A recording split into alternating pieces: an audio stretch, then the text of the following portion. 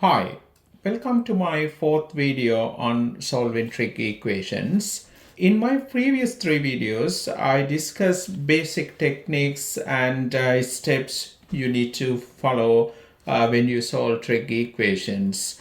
Here in this video, I'm going to discuss these three questions. You can see that they are not in general model.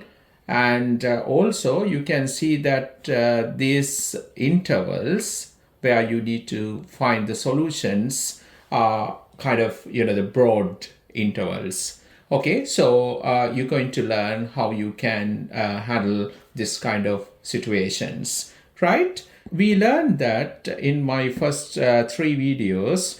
If you solve any complex trig equations, right, only you can find solution to those equations if you bring those complex equation into one of these forms. They are sine x equal to k or cos x equal to k, right? In these two cases, you need k between -1 and +1. And other model is tan x equal to k. In this case, actually, k can be any real number between -infinity and +infinity. Okay, so now let's see how we can solve these three equations. I'm going to take the first equation here. We have sine theta -1 equal to 0. Right, and we're going to solve this equation in this interval. If you look at this interval, you can see that we have some positive angles we need to find, right, between 0 and 180. Also, we can see that we need to find some negative angles, right? Let's see how we can do this question. First thing is we need to rearrange this equation into general form. So easily we can rearrange this equation into sine theta equal k type, right? So what we can do, you can take this -1 to the other side and divide by 3. That would give you sine theta equal to 1/3. Now you can see that k is 1/3. Essentially that value is positive, right? So next step is now we need to find the principal angle. That's theta equal to sine inverse 1/3. We can use the calculator to find this angle theta. So you would get theta as 19.5, correct to 1 decimal place. After that, I'm going to use cos diagram to find all solutions. First, I'm going to find positive angles. Okay, so we have cos diagram here. After that, I'm going to draw these two cross lines through the origin. And what we have to do, we're going to use this principal angle, and I'm going to put that angle here. So all four angles going to be 19.5 degrees. After that, what you have to do, you need to look at this equation. We can see that sine theta positive. So we need to decide where sine positive. We know that in the first quadrant, all positive, therefore sine positive.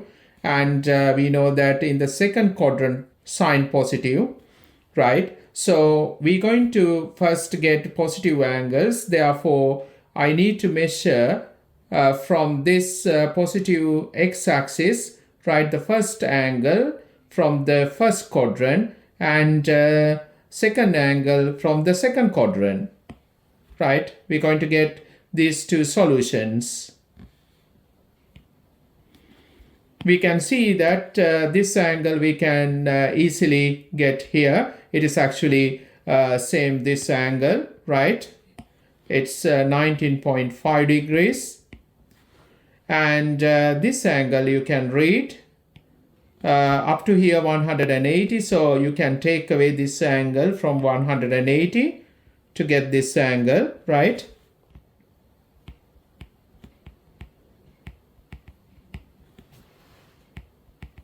It's 160.5 degrees. Okay, so now I'm going to find negative angles. So to get negative angles, I'm going to draw this cast diagram again. But when you have good practice, you can actually use same cast diagram. But for now, I'm going to take it separately. Right, now let's see how we can find negative angles. As we measure in negative angles, we need to measure angles from this positive x-axis clockwise direction, but still we need to get those angles from the second quadrant and the first quadrant. So we need to get those angles like this clockwise, and we can get another angle. You need to come all the way up to first quadrant. So then we can actually read these angles. They are essentially negative angles. When you come in this direction, we know that here we have negative 90 degrees. When you come to this point, it's negative 180. Here we have negative 270, and you come in back to this point, it's negative 360 degrees. So we can get this angle, right, from the second quadrant. If you read that negative angle, it's going to be up here, negative 180, and we have another negative angle. This is negative 19.5 degrees. So you can get this angle as negative 180 minus 19.5 degrees. So you would get minus 199.5 degrees. And you can read this angle here.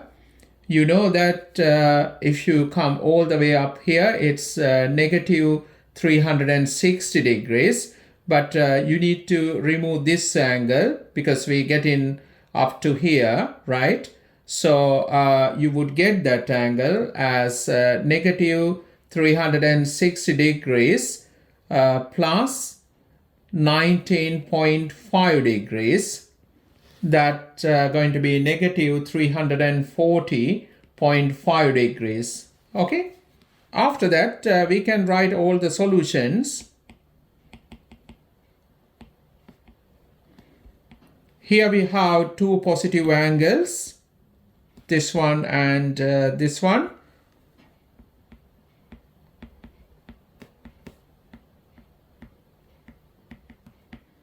And we have two negative angles.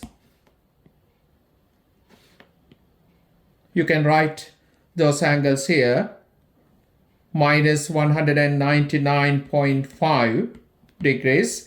And other one minus 340.5 degrees. So basically we have four angles in this interval, right? Question number 2, we have 4 cos theta plus 3 equal to 0. We need to solve this trig equation in this interval. You can see that theta is a positive angle. And actually interval, you can see that it's kind of expanded interval. Okay, let's see how we can write all angles in this interval. Okay, so the first thing, we need to rearrange this equation.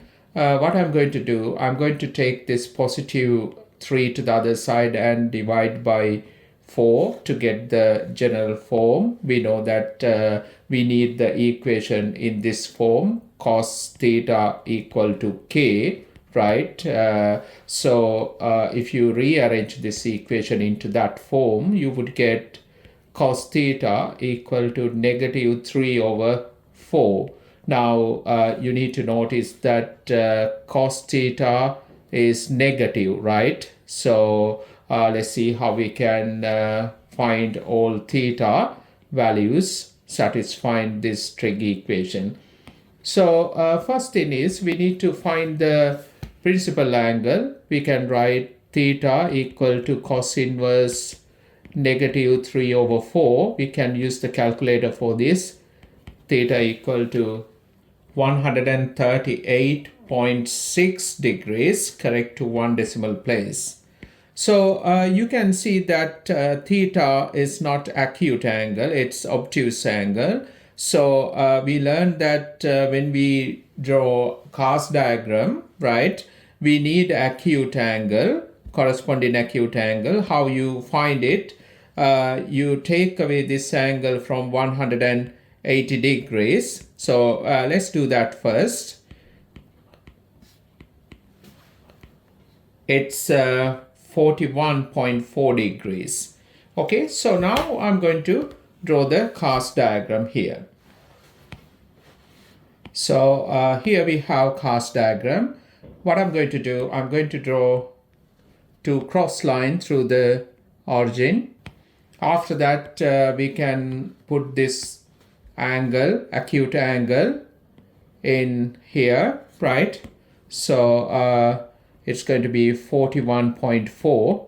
I'm going to put all four angles as 41.4. Right. Now, I want to look at this, right? We have to decide where cos negative. We know that cos positive in the first quadrant and in the fourth quadrant.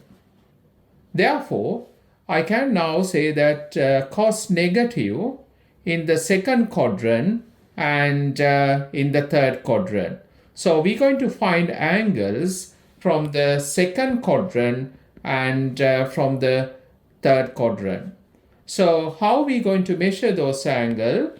Because we need to get positive angle, so we need to measure those angles anti-clockwise from the second quadrant and third quadrant. So I'm going to draw those angles here. This is first angle and second angle in the third quadrant. Okay, so I'm going to read these angles, right? So we know that up to here it's 180. You can take away this acute angle to get this angle, right? So therefore it's going to be 180 degrees minus 41.4 degrees. It's 138.6 degrees. We can get this angle. What you have to do here, up to here we have 180 degrees. So we can add this angle 41.4 degrees to that. That gives us this angle here.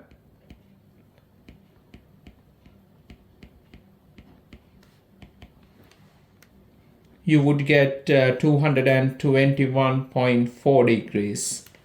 Okay, so now if you look at this interval, we have to write all angles up to 600 degrees. How we can do this? We know that cos theta, right, it's a periodic function, right? Period is 360 degrees. So that means actually after every 360 degrees, the function shows same behavior. So I can actually, if you go another round from here, another 360 degrees, right? Like this, I'm coming another whole circle up here, right? You're going to get another angle. So you need to check that angle, whether it is in this interval. So we can actually do like this. So you can write down these two angles between 0 and 360 degrees. We found those angles. Let me write those solutions here. X equal, here we have one solution, 138.6 degrees. And we have another angle here. It's 221.4 degrees. Now, to get other angles in this interval, what you can do, you can add actually 360 degrees to both of these angles. Check whether those angles is still in this interval, right? So I'm going to do that here now. And even you can add another 360 degrees to this. Actually, it's not going to exceed, you will see that. Okay, so we can write down these solutions. We have another solution, it's 498.6 degrees, right? And the other one we can get from here, it's 581.4 degrees. So you can see that all these four angles in this interval, right? So therefore, we're going to say that these four angles are solution to this trig equation. Okay.